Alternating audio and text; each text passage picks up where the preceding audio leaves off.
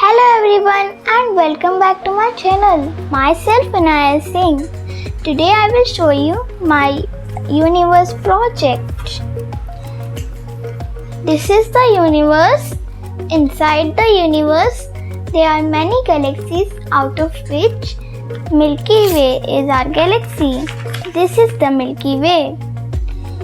Do you know why Milky Way has a name like this? So let's know. The people of ancient time, they thought in the sky the milk has spread. That's why they named our galaxy Milky Way. Inside the Milky Way galaxy, there is the solar system where we can find 8 planets and the sun. The name of 8 planets are Mercury, Venus, Earth, Mars, Jupiter, Saturn, Uranus and Neptune. Inside the solar system, Earth is the 3rd planet, and the Earth is the only one planet that has life.